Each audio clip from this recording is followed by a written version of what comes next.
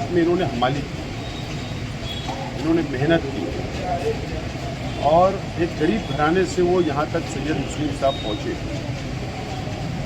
और समाजी खिदमत करते करते वो सियासत तक पहुँचे और उनके घर में समाज आज सैयद मुस्लिम साहब का इंतकाल की खबर मुझको जब सवेरे लगी तो मुझको और मालेगांव शहर के सियासी समाजी हलकों के अंदर बहुत गहरा सदमा लगा, बहुत अफसोस हुआ। सैयद मुस्लिम साहब के मेरे अपने परिवार के ताल्लुक कोई सियासी नहीं थे।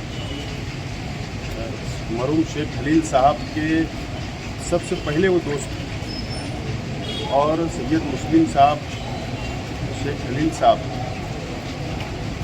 के साथ में इन्होंने हमाली की, इन्होंने मेहनत की और एक गरीब घराने से वो यहाँ तक सैयद मुस्लिम साहब पहुँचे और समाजी खिदमत करते करते वो सियासत तक पहुँचे और उनके घर में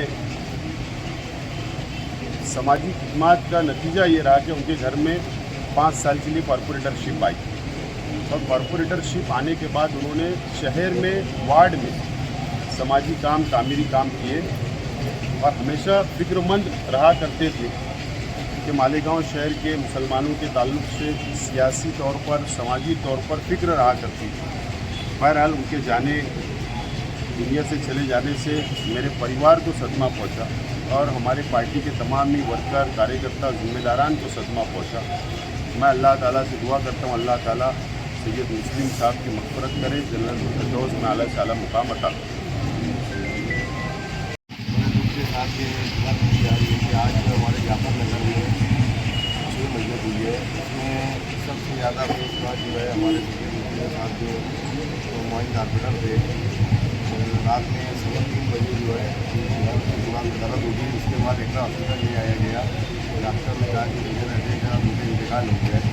इस खबर के मिलते ही हमारे जाफर नगर की जो है डेली बोलना चाहिए, समाजी शख्सियत जो है गरीबों के साथ में उठना बैठना, उनका जो है छोटे बड़े हर एक से जो है मिलनसारी का जो वो था, तो जिसको भी ये खबर लगी उसको जो है बहुत बड़ा जो है सदमा पहुंचा।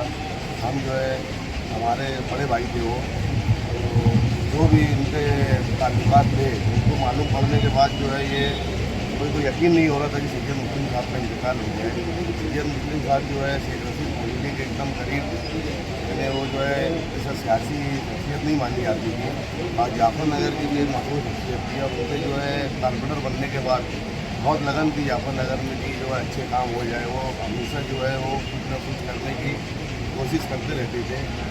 तो उनके परिवार के गम में हम भी बराबर के शरीक हैं और जाफर नगर की तरफ से भी हम जो है खबर ही मिली मुझे सैयद मुस्लिम मेरे बड़े भाई के जैसे थे। मैं मुस्लिम भैया बोला करता था।